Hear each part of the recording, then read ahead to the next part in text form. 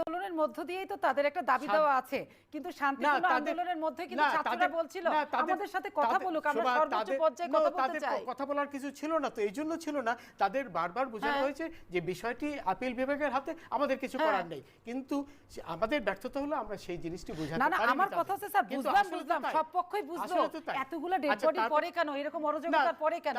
তারা dead body পড়েছে কখন?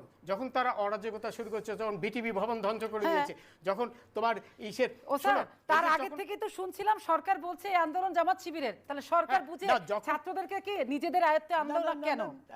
তাহলে বাড়তি দিল কে আন্দোলন আনবে কিভাবে? যখন নূর ঢুকে পড়েছে, মির্জা ফখরুল ঢুকে পড়েছে, না নূরের অনেক পাওয়ার, সরকারের চেয়ে নূর পাওয়ারফুল। নূর কোটি কোটি টাকা নিয়ে মাঠে নেমেছে, মাঠে নেমে সে কয় কোটি টাকা? আপনি বলেন 69 লাখ, অনেক 69 লাখ তার নিজের পকেটে গেছে, বহু টাকা পেয়েছে, দেশে অনেক ব্যবসায়ী টাকা দিয়েছে, বিদেশ থেকে টাকা আসছে, মধ্যপ্রাচ্য থেকে টাকা আসছে। কে বেশি শক্তিশালী, নূর না সরকার? শোনো, নূর স্যার কে বেশি শক্তিশালী, নূর না সরকার? না, নূর আমি সরকার শক্তিশালী, কিন্তু নূর যে নূরের সাথে আপনি এতবার বলছেন না, নূর যে পরিস্থিতি সৃষ্টি করেছে সেটি আমাদের, আমি তো প্রথম থেকেই বলছি, আমাদের ব্যর্থতা আমরা ছাত্রদেরকে বা জনসাধারণকে প্রথম দিকে বোঝাতে সক্ষম হইনি। তাহলে স্যার শেষ পর্যন্ত আপনার থেকে আমি কি পেলাম?